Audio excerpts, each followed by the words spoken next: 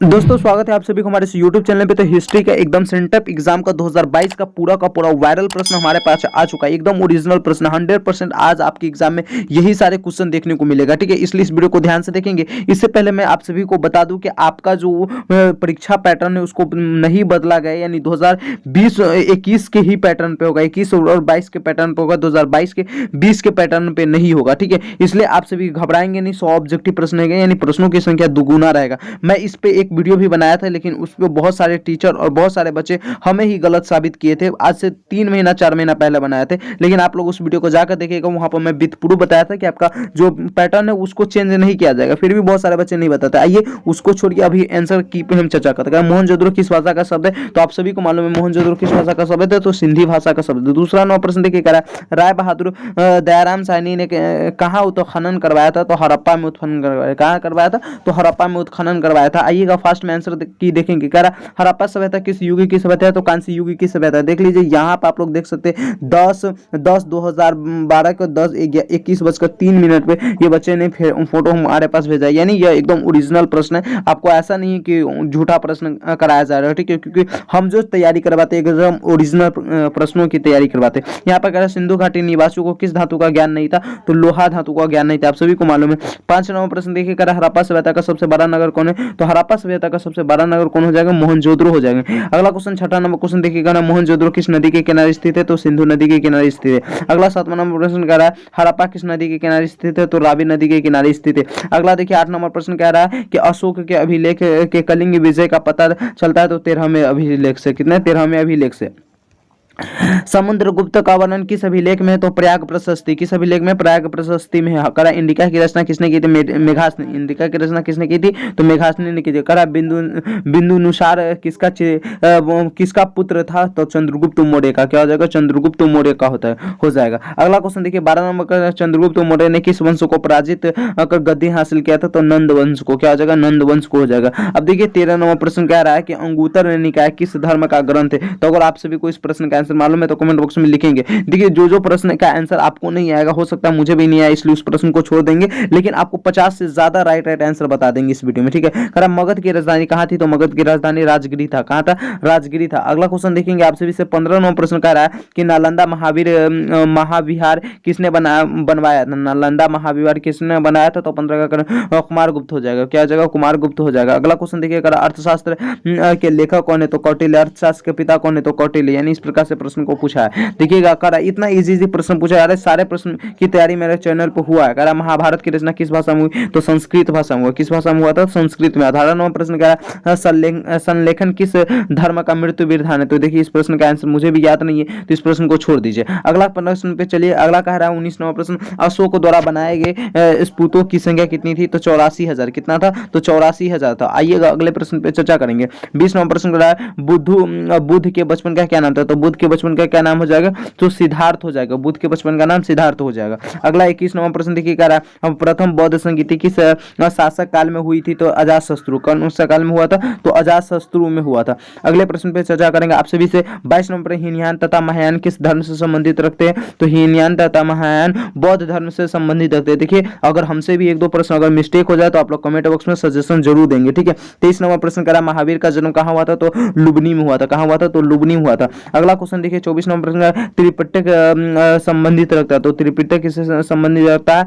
तो बौद्ध धर्म से संबंधित रखता है। किससे लगता है? बौद्ध धर्म से संबंधित रखता है। अगला 25 नंबर का अकबर का शासनकाल क्या था? तो अकबर का शासनकाल क्या था? 1956 से 1605 ईस्वी। क्या था? 1605 ईस्वी। अगला देखिए 1956 नहीं 1556 से 1605 ईस्वी। अगला देखिए कह रहा है दस्तूर क्या था? तो दस्तूर क्या था? तो 26 नंबर प्रश्न का करेक्ट आंसर क्या हो जाएगा? इसको छोड़ दीजिए। दस्तूर क्या था? इसको छोड़ दीजिए। 27 नंबर कह रहा है संबर किस धातु से बना सिक्का था? तो इसको भी छोड़ दीजिए। चलिए आगे बढ़ते चलते हैं। जो प्रश्न का आंसर मालूम उसको जल्दी जल्दी बता देते। कह रहा भारत में तंबाकू का पौधा लगाया था। तो भारत में तंबाकू का पौधा किसने लगाया था? तो पुर्तगालियों ने लगाया था। अंग्रेजों ने? तो पुर्तगाली ही हो जाएगा। ठीक है, अगला देखिएगा कह रहा 29 में कुतुब मीनार का निर्माण किसने करवाया था? तो आरंभ किसने किया, तो कुतुबुद्दीन ऐबक। क्या हो जाएगा, कुतुबुद्दीन ऐबक होगा। इतना इजी प्रश्न पूछा, अगर ऐसा प्रश्न सेंटर एनुअल एग्जाम में पूछ दे तो आप लोग फाड़ कर आइएगा। अगर तुजू के जहांगीर की रचना किसने किया, तो अबुल फजल गुलबदन बेगम जहांगीर या नूरजहां, तो तुजू के जहांगीर हो जाएगा 30 का, ठीक है, जहांगीर हो जाएगा सी। अगला क्वेश्चन देखिए 31 नंबर का, ताजमहल का निर्माण किसने करवाया था, ताजमहल का निर्माण शाहजहां ने करवाया था। किसने करवाया था,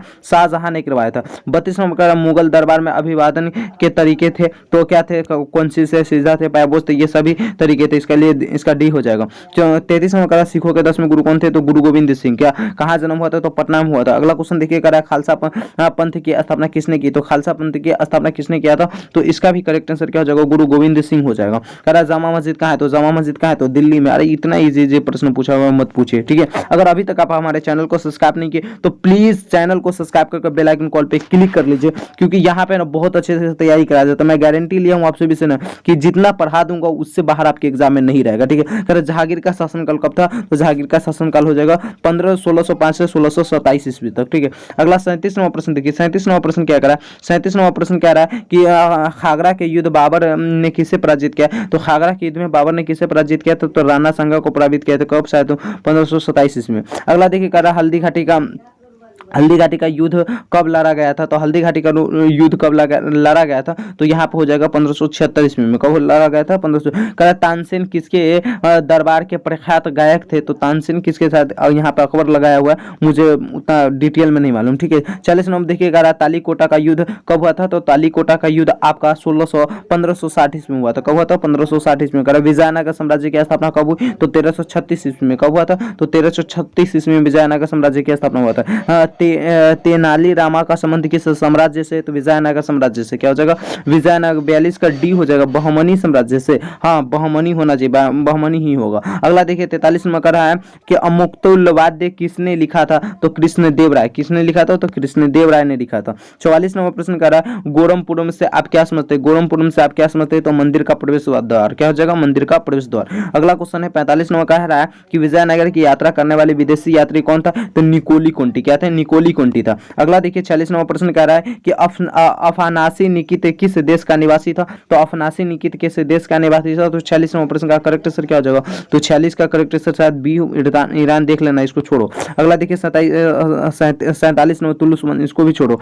देखिएगा 48 नंबर प्रश्न, 48 नंबर प्रश्न क्या कह रहा है कि हम्पी को यूनेस्को ने कब पुरातत्व स्थल घोषित किया था, तो हम्पी को छोड़ो। प्रसिद्ध विरापाक्ष मंदिर कहाँ है, तो हम्पी में। कहाँ है प्रसिद्ध विरापाक्ष मंदिर कहाँ है, तो हम्पी में। करा कबीर किसके शिष्य थे, तो रामानंदन के शिष्य थे। कबीर किसके शिष्य थे, रामानंदन के शिष्य थे। अगला करा चैतन्य महापर्व किसके उपशासक थे, तो विष्णु के उपशासक थे। अगला देखिए 52 नंबर प्रश्न अगर शेख सलीम चिश्ती की दरगाह कहाँ है, तो आगरा में। शेख चिश्ती सलीम की दरगाह कहाँ है, तो आगरा में। यहाँ पे 53 नंबर खालसा पतन की स्थापना कब हुई, तो खालसा पतन की स्थापना पूछ रहा है, तो यहाँ पे 1 मिनट थोड़ा सा देख लीजिए कहाँ चला गया। खालसा पतन की स्थापना कब हुई थी, तो खालसा पतन की स्थापना आपका हो जाएगा 1699 ईस्वी में। कब हुआ था, 1699। कबीर का जन्म कब हुआ था, तो कबीर का जन्म 1545 ईस्वी में हुआ। कब हुआ था, 1545 में। किताब उड़ रेहला किसकी यात्रा वृत्तांत थे, तो इब्न बतूता का। क्या है, इब्न बतूता का। अगला देखिए कह रहा है इब्न बतूता किस शासक के शासनकाल में भारत आया था, तो मोहम्मद बिन तुगलक। क्या जगह, मोहम्मद बिन तुगलक करेक्ट आंसर हो जाएगा। अगला देखिए कह रहा है फाहियान किस देश से यात्री किया था, तो फाहियान किस देश की यात्री था, चीन का था। हाँ, चीन हो जाना चाहिए, यहाँ पे चीन लगाया हुआ है, हाँ चीन ही होगा। 58 नंबर प्रश्न सिद्धू कान्हू किस विद्रोह के नेता थे, तो संथाल विद्रोह के नेता थे। किस विद्रोह के नेता थे, तो संथाल विद्रोह के नेता थे। प्लासी का युद्ध कब हुआ था, 1757 ईस्वी में। कब हुआ था, 1757 ईस्वी में। ये बहुत इजी प्रश्न पूछा हुआ है। अस्थायी बंदोबस्त जुड़ा हुआ था, तो कन्नवाली से। कहा हो जाएगा, कन्नवाली से करेक्ट आंसर हो जाएगा। 61 नंबर प्रश्न कर रहा है व्यापगत की नीति हड़प्पा नीति किसकी है, तो इसका करेक्ट आंसर एक विलियम लॉर्ड डलहौजी हो जाएगा। क्या हो जाएगा, 61 का करेक्ट आंसर डी हो जाएगा, लॉर्ड डलहौजी करेक्ट आंसर हो जाएगा। 62 नंबर का भारत आने वाला प्रथम यूरोपियन कौन थे, तो भारत आने वाला प्रथम यूरोपियन को हो जाएगा पुर्तगाली, उसके बाद डच आए हुए थे, ठीक है। अगला प्रश्न देखेंगे 63 नंबर का तात्या टोपे को फांसी की सजा कब दी गई, तो तात्या टोपे को फांसी की सजा कब दी गई था, 1757 देख लेना। अगला देखिए सहायक संधि किसने लागू की थी, तो सहायक संधि किसने लागू की थी? तो 64 नंबर प्रश्न का आपका करेक्ट आंसर क्या हो जाएगा? तो ए हो जाएगा लॉर्ड वेलेस्ली। क्या हो जाएगा? लॉर्ड वेलेस्ली करेक्ट आंसर हो जाएगा। कह रहा सती प्रथा किस गवर्नर जनरल से प्रतिबंध किया गया? तो सती प्रथा किस गवर्नर जनरल द्वारा प्रतिबंध किया गया था इस पे? तो Lord William, Lord Cornwallis, Lord Wellesley, Lord Ripon, इसे देख लेना भाई, इसका नहीं मालूम। कह रहा डाक अधिनियम किस वर्ष पारित हुआ था? तो डाक अधिनियम किस वर्ष पारित हुआ था? तो